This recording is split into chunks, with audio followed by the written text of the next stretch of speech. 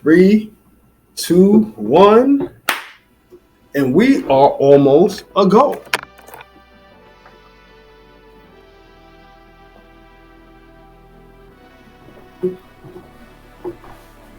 Priest and Prophet 1. We are here today to explore Priest and Prophet, the last two P's in the 8 P's of Male Masculinity series. This is Ray Black, your life coach of encouragement with TRU-Man podcast, where we reflect on the work and the worth of a man, and we focus on gold paradigms and diamond principles. Let's go! Did you walk with us through purpose, passion, presence, proaction, provision, and protection? Okay, it's time now for Priest and Prophet, the third and last layer of the 8 P's of male masculinity. What does it mean to be functional in this third layer of male masculinity? It means we are evolving to where we combine our action with our insight. We're using the terms priest and prophet as descriptors for a man's masculinity, not in equal light with a priest in the church or even a prophet of the Bible. This conversation is definitely not an effort to disparage anybody's faith, their beliefs, or their religion, but we're using priest and prophet as elements in the 8 P's of male masculinity. Before we jump into this conversation on priest and prophet, there's something I think it would be helpful if we clear up. One thing we should distinguish between is the difference between masculinity and manliness, right? These are two characteristics. We touched on our definition of masculinity in episode 5 of the 8 P's of male masculinity.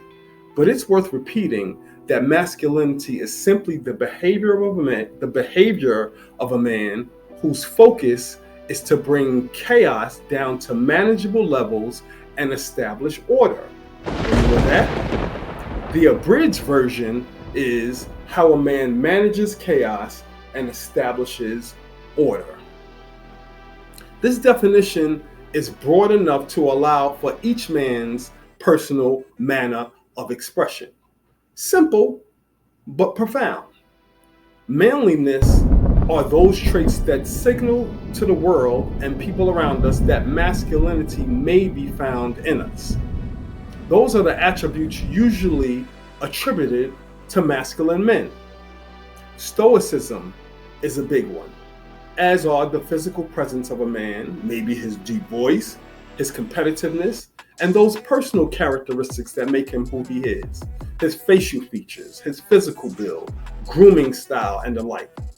And these manly traits have great impact and effect, but they should not be confused with our definition of masculinity as a whole, even though they coexist well with masculinity. Remember, masculinity is how a man manages chaos and establishes order. He can do that with great degrees of manliness combined with it. The unfortunate thing is that people confuse manliness as the actual masculinity. In actuality, manliness is a form of expression one uses to interface with the world. Masculinity is what a man uses to have an impact on the world. So why priest and prophet? Let's make the case for why the elements of priest and prophet are important. One conversation I know many of us may want to avoid is about the last of our days on the earth. You know, that's when we will see no more sunrises, but, each man will have a last day. We probably rarely think about what will happen when we are gone. The case for priest and prophet is that although our physical bodies will be no more at some point in time, the effect of how we lived will be felt for many years to come. When I reflect on some of the ancestors in my family who lived probably for, 100 years in our memories from the last day that they spent on this earth, I think about people who I use to reflect on to give me motivation. People will dig back into our lives in an effort to get meaning for their lives in the future. And it would be very selfish of us to think how we live today won't matter to those who come after us, our descendants, some of whom we will never know.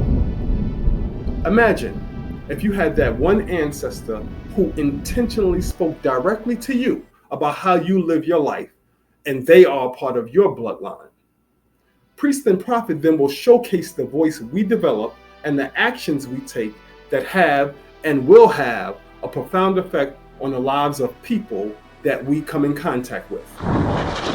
As we live out the elements of priest and prophet, our lives will have a profound effect and create sort of an archive for current and future generations to sift through our actions as so that they can find some element of inspiration that they need to give their lives meaning, possibly. One thing no one ever really focuses on when a man passes away, though, is like how much money he made, maybe the woman or relationships in his past. I think more of the focus, I can't ever recall talking to someone about a loved one who passed away where how much money they made or, how many women they had in their lives was discussed. But what will be talked about, what we find is discussed when we are gone, is our character, our words, our deeds, our ideas, the purpose we showed up with in life. How dynamic was our presence? These are what makes up our legacy. Men, when we focus on money and women, we run the risk of starving our soul and our character. In contrast, we can always eat off of building up our masculinity and leave something for others to eat off of as well. There are many reasons a man falls down in life. But the one thing that keeps him from getting back up is a man's pride. Pride is the bank from which all negative withdrawals in life are made, if you ask me. A man's pride can be a stumbling block. We said there are many reasons a man falls down, but they can really be easily categorized. Check this out. Y'all know I like acronyms, right? So here's an acronym for the fall, right? The fall is F is fear. A, anger and apathy. L, the first one, lust of the eyes. The second L, lust of the flesh. So you got fall, fear, anger, apathy, lust of the eyes, lust of the flesh. Now there are many things that can cause a man to fall. But as far as what we do that contributes to it, that all can be found in the acronym fall. When we are living in the 8 P's of male masculinity, we are less likely to get trapped in a fall scenario. I think it's written in the Bible that pride comes before destruction and a bad spirit before the fall, or something like that. We should want to avoid preventable falls. Make sure that we pursue our rise and not our pride. Ultimately, the top layer solution I push is called Purpose, Value, Legacy, PVL. You heard me mention this before. PVL, or Purpose, Value, Legacy, houses all the concepts we have been discussing on this channel, all the way up through the 8 P's of male masculinity. Living for purpose, value, legacy is my pitch to men and my contribution to our betterment. It's all about living a life that's punctuated by meaning and not just going through the motions either. It's about doing what we do in life and what we leave as a legacy. PVL is something we can hold on to, while, on the other hand, living for things, validation from people, and being consumed with the temporary pleasures of life for ourselves or others is almost a total lost cause at this point. I call that the pleasure, comfort, convenience trap, PCC. That's the trap that some of us get caught up in, and which is the prescription for a life that lacks meaning. One of the most fruitless lifestyles a man can live is being sold out to spend his time, energy, attention, and resources on serving someone else's pleasure, comfort, and convenience. It's a trap that many men are running through others' pleasure, comfort, and convenience. It's like a marathon. And when we combine a man's ego with the drive to give and receive pleasure, comfort, and convenience, you'll have a prescription for a life that lacks purpose, value, and legacy. So for me, it's purpose, value, legacy over pleasure, comfort, and convenience. Yes. Enjoy pleasures in life. Yes. Make way for conveniences in your life. Absolutely. But it's purpose, value, legacy over those things, over pleasure, comfort, and convenience. There are pleasures, comforts, and conveniences I enjoy in my life to the fullest, and some of those in abundance, but they are not my focus. I try and hold loosely to those things so I can move freely in the 8 P's of male masculinity and purpose, value, legacy, and to ultimately live a life full of meaning. We would do best to put purpose, value, legacy over pleasure, comfort, and convenience, and to limit anything that doesn't align with our PVL. Our own base instincts and desires for pleasure, comfort, and convenience, limited. Our family, not in alignment, limited. Our friends, not coming around to pursue a life of value with us, limited. Our loved ones don't see the vision we have, limited. Our sweetheart, acting funny, limited. Grandma, grandpa, holding you back, limited. Kids don't want to get in line with your promotion, limited. The preacher preaching pleasure, comfort, convenience at the church, limited. The pastor on some PCC shit, limited. Your boss, your fitness trainer, your doctor, your homeboy, God, anybody, limited. Just kidding on God. Just kidding on God. All right, let's loosen up. But purpose, value, legacy. Purpose, value, legacy over pleasure, comfort, and convenience. As a practice, not saying that the balance won't shift sometimes, but as a practice, we want purpose, value, legacy over pleasure, comfort, and convenience.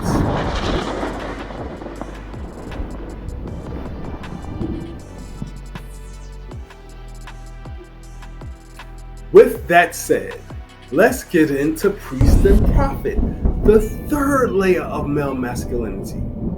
This contains priest and prophet, the elements of priest and prophet. The main point of this layer is the merging into one voice. The merging of our ideas, our philosophies, our life practices, the time, energy, and attention that we spend in life, and the agreement and alignment of those things with the people around us. Priest and prophet come together as complements to each other. One of them builds on the other. They're not dueling thought systems. As a matter of fact, they are not dueling thought systems in this third layer of male masculinity. There is one voice. And for this reason, whoever we come in contact with, whoever we bring close, a wife, a life partner, anyone who is close personally, whoever is with us has to be in some form of alignment. Otherwise, there will be distraction and distortion. This is why it's so important we choose who can be around us very consciously and very carefully. You might remember one of my life philosophies is only productive proximity, right? So let's get into it. What are the priest and prophet elements of male masculinity specifically? Priest is the 7th P in the 8 Ps of male masculinity. The element of priest is for our discussion, how a man speaks and pours into the life of people around him. As priest of masculinity, we not only speak into the lives of others, but we also sow our ideas and sow our energy into their lives. The essence of a priest is his ability to extend himself to others. And it comes off as an effortless extension, where a man, he is not focused on money, sex, and power, but on the benefit that he can bring to the life of those around him.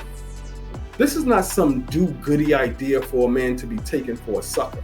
I'm not saying that. It showcases the channel he uses to consciously extend the good that he has built in himself and for himself, and give it out to those in the world around him. People often don't understand a man operating as priest. Said another way, a man operating as priest can often be misunderstood because he can't be easily manipulated. On the other hand, selfish men, they have limited capacity at priestliness. Egotistical men even, those whose egos rules how they move, they have almost zero characteristics of this priestly expression of male masculinity. One special thing is that the man moving in his priestly element meets people at their place of need. What I'm saying is, when we operate in the masculine element as priests, we extend ourselves so that the people around us feel the effect of our masculinity while we're in their midst. One thing we want to emphasize is that a man should be built up in the first 6 P's of male masculinity before he dives deep into this third layer of male masculinity with priest and prophet. I tried to do it the other way around at a certain point in life, and it doesn't work. It didn't work for me. That was one major mistake I made in life. I was trying to move heavy in the elements of priest and prophet without first having been built up in the first 6 P's of male masculinity. So I stopped. I made some personal adjustments. I recognized what I was doing wrong. I tried to do all in my power to make sure I was moving solidly in my personal brand of the 6 P's of male masculinity. And for sure, every man will have his personal brand when he applies these principles. See, a man moving in priest and prophet is only convincing to himself and to others when he has adequate measures of purpose, passion, presence, proaction, provision, and protection.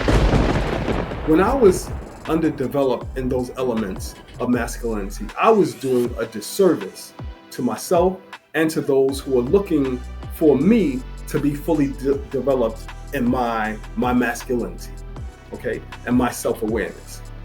We will find that when a man is comfortable in himself and secure enough in himself, that he can then extend himself and be good to others around him. That's a man showing the priestly element of male masculinity. Masculinity is actually in the long game. Some of us have run into a roadblock in life, or we could have hit a pothole that stopped our progress in masculinity. On this channel, we encourage men to pick up the life tools he needs to chisel out of his experience and the bedrock of who he is as a man, and build himself up into the 8 P's of male masculinity that will showcase his best self, becoming the very best man he can be. In the process, we can show the world what men, truly masculine men, are made of. Isn't that the whole idea of being a masculine man, showcasing it to the world? Check this out. When we use our discipline as men, and when we focus on what's important, nobody can stop the progress of that kind of man. Focused, disciplined, determined. Because a man who is absolutely focused and determined is going to win at the long game. This channel is here for the long game. It's all about how we redirect our focus on what matters most in life. Let's talk a little bit about the other half of the whole pie in the 8 P's of male masculinity, in the third layer of the 8 P's of male masculinity, and that is the element of profit. Right? Here's the preface to profit. You will not be smiled at as profit. You will not be appreciated much as profit or rewarded. As a matter of fact, moving as a prophet is probably the least appreciative function of male masculinity. The prophet tells people what they don't want to hear. But the prophet also gets involved in the lives of others to help the affairs of someone in ways that others refuse to. In other words, he will get involved where others will not. The effect of a man moving in the element of prophet may have a sting in the short term, but is always beneficial in the long term. A man moving as prophet sees beyond the naked eye and beyond what's going on in a given moment. Some people like to say his third eye is engaged, or others, they talk about the pineal gland. The way I would put it is that the element of prophet has an extrasensory ability attached to it.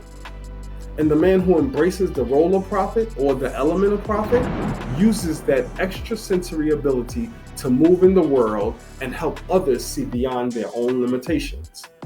Prophet is the element of a fully refined male who is developed in the 8 P's of male masculinity. Men usually develop this aspect of male masculinity later in life. Like it comes with some level and degrees of maturity.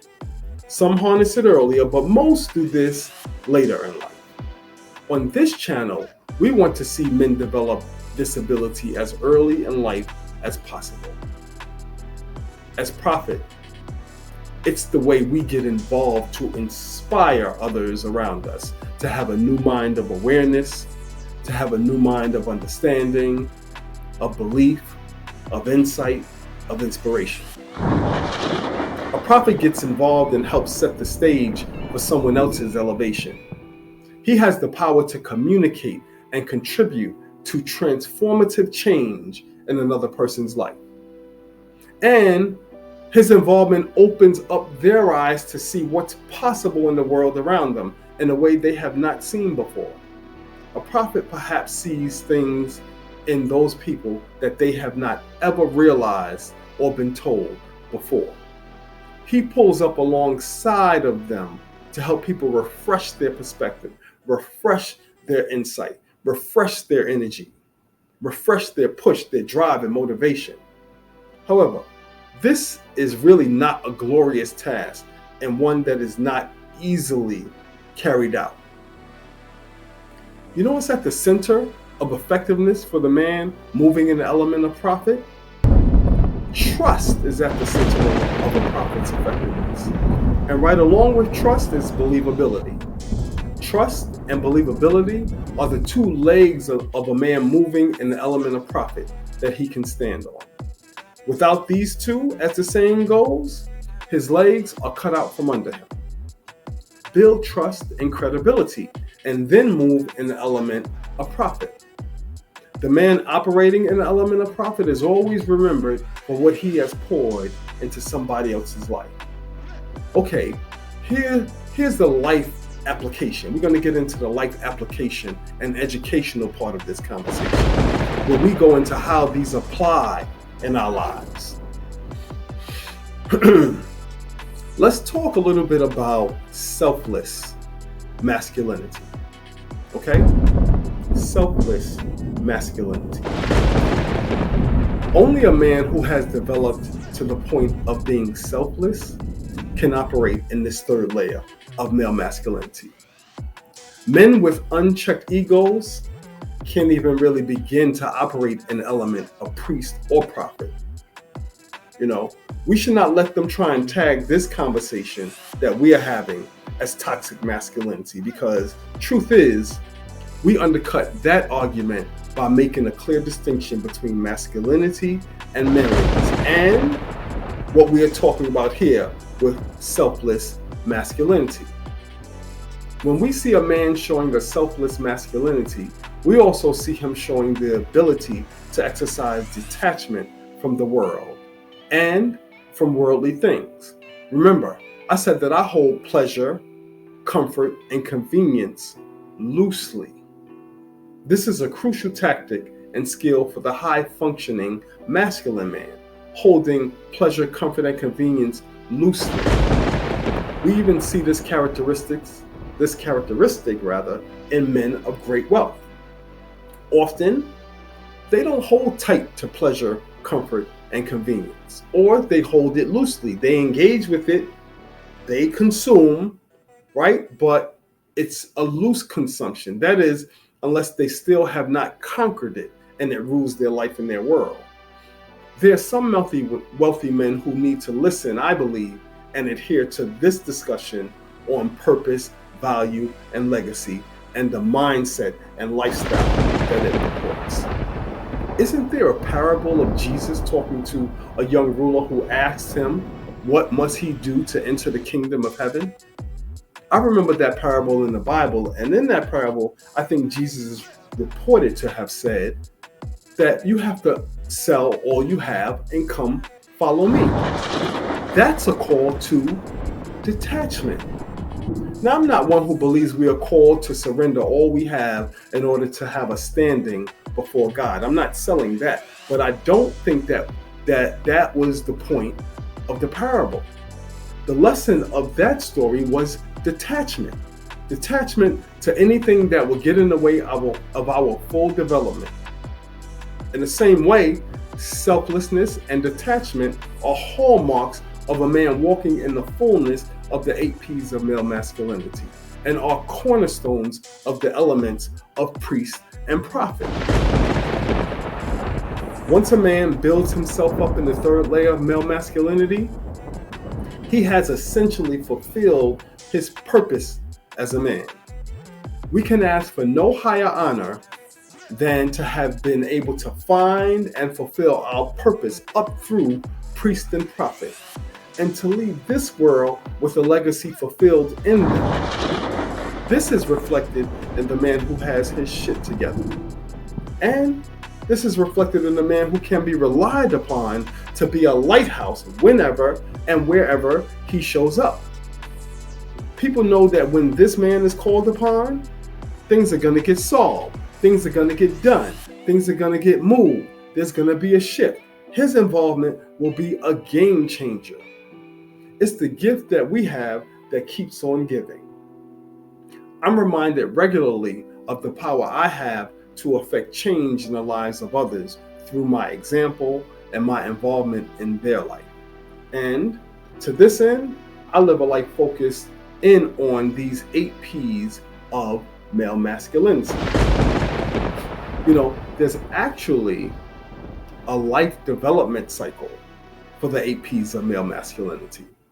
And while we don't want to go through the whole cycle here and now, we can note that these elements of priest and prophet really only emerge later in life for most men, as we have said, because the focus needed requires a discipline that many men just don't give their attention to until they have gained a certain degree of life experience. As we will discuss in our series to come on the male ego, many men, even many older men, fall or fail to put purpose, value, legacy over pleasure, comfort, and convenience. It's like they can't shift their minds away from the focus on pleasure. It's a form of stunted development, if you ask me, where their maturity has stalled. One huge drawback we are faced with in this society are a lack of elders who set examples, give guidance, and provide the younger generation with leadership.